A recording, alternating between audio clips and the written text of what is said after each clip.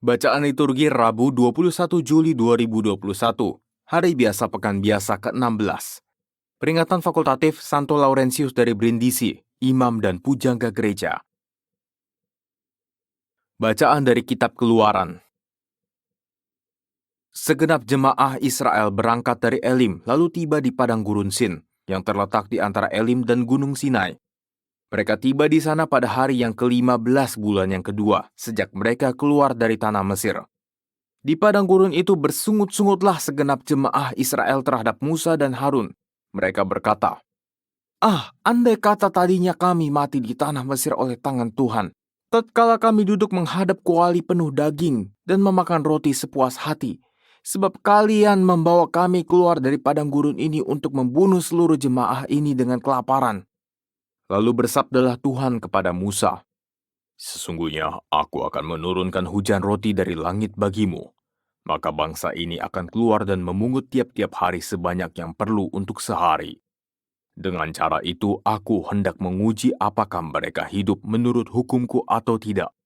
Dan pada hari yang ke-6, apabila mereka memasak yang mereka bawa pulang, maka yang dibawa itu akan menjadi 2 kali lipat banyaknya daripada yang mereka pungut setiap hari." Lalu Musa berkata kepada Harun, "Katakanlah kepada seluruh jemaah Israel, marilah dekat ke hadapan Tuhan, sebab Ia telah mendengar sungut-sungutmu." Dan ketika Harun sedang berbicara kepada seluruh jemaat Israel, mereka mengarahkan pandangan ke arah padang gurun, maka tampaklah kemuliaan Tuhan dalam awan. Maka bersabdalah Tuhan kepada Musa, "Aku telah mendengar orang Israel bersungut-sungut. Katakanlah kepada mereka, pada waktu senja kalian akan makan daging, dan waktu pagi kalian akan makan roti sampai kenyang. Maka kalian akan tahu bahwa akulah Tuhan Allahmu." Pada waktu petang datanglah berduyun-duyun burung puyuh menutupi perkemahan mereka, dan pagi harinya terhamparlah embun sekeliling perkemahan. Setelah embun menguap, tampaklah pada permukaan gurun sesuatu yang halus mirip sisik, halus seperti embun yang membeku di atas tanah. Melihat itu umat Israel saling bertanya-tanya, "Apakah ini?" Sebab mereka tidak tahu apa itu. Lalu berkatalah Musa, "Inilah roti yang diberikan Tuhan menjadi makananmu." Demikianlah sabda Tuhan, syukur kepada Allah. Tuhan memberi mereka gandum dari langit. Tuhan memberi mereka gandum dari langit. Dalam hati mereka mencobai Allah dengan menuntut makanan untuk menuruti nafsu mereka. Mereka berbincang-bincang menyaksikan Allah. Sanggupkah Allah menyajikan hidangan di padang gurun? Tuhan memberi mereka gandum dari langit. Maka Ia memberi perintah kepada awan-awan dari atas dan membuka pintu-pintu langit. Ia menghujankan mana untuk dimakan dan memberikan mereka gandum dari langit. Tuhan memberi mereka gandum dari langit.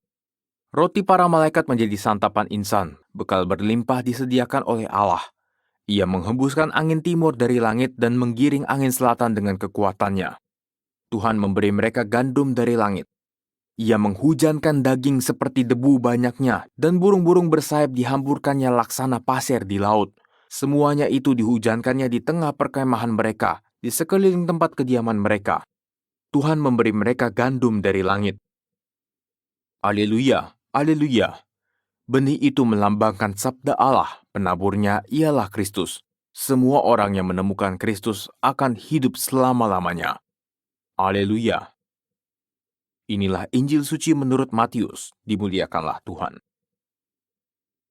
Pada suatu hari Yesus keluar dari rumah dan duduk di tepi danau. Maka datanglah orang banyak berbondong-bondong lalu mengerumuni Dia, sehingga Yesus naik ke perahu dan duduk di situ, sedangkan orang banyak semuanya berdiri di pantai.